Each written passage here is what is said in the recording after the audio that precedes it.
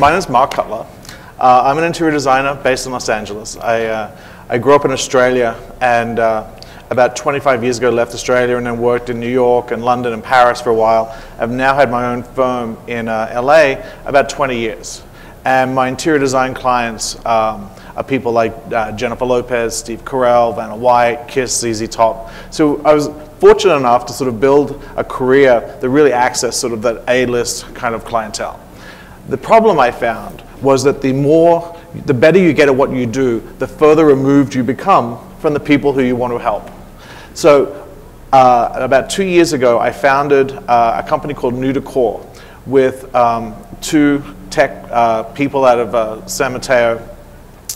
And the premise being that we could bring the experience of using an interior designer completely online and really mimic that experience. And by doing that, really make it affordable for the average person to use. So we can design a room for anywhere between $200 and $500. And they also get directly me involved as a celebrity designer, helping them along with that process.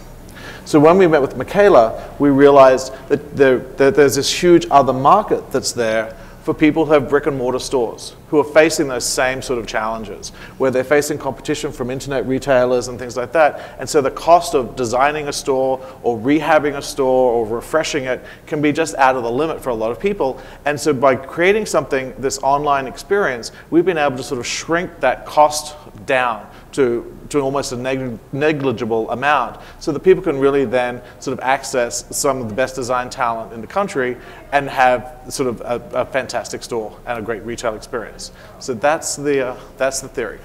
The two areas that I really sort of think that people should concentrate on when they move into a store is there's what we call the decompression area, which is that first area when you walk in, which is when people sort of shed that sort of street noise as they come in from the mall.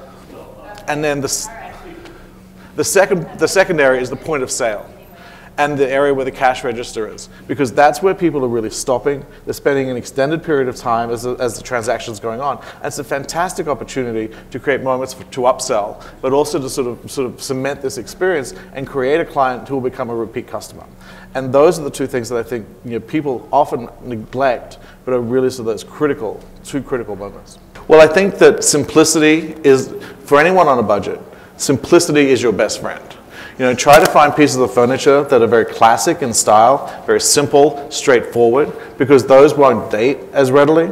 Also look for finishes like painted finishes or stained finishes, because those are very easy to maintain and also to repair. So if you get any nicks and scratches, it's easy to sort of keep them up, and that way too your store is always looking fresh and new. Well, I think that they need to have what we call the big idea. Mm-hmm. And so it's not just enough to have a store that sells surf t-shirts. Yep. There has to be something else about it that creates a differentiator.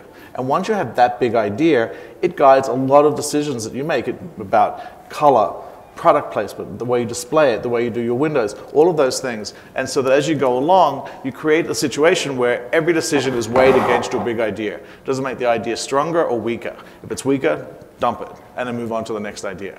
But keeping that idea will give you a cohesive look and a moment to set yourself apart. Well, as we all know, for color in retail, there's thousands of books that talk about the psychology of color.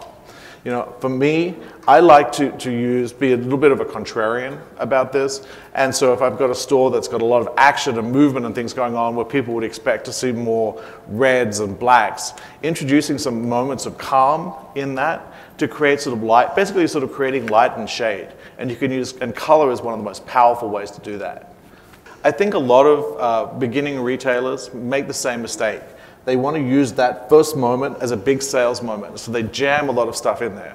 Now, of course, you need to have some product there that's going to draw people in, but you want to create a little bit of space so that you get a moment where people can sort of look around the store and get a sense of who you are and what it is that you're selling, and get a sense of your idea. And so that area, which we call the decompression zone, I like to keep it a little bit airy so that they can really sort of look back into the store and see sort of the array of stuff that you have.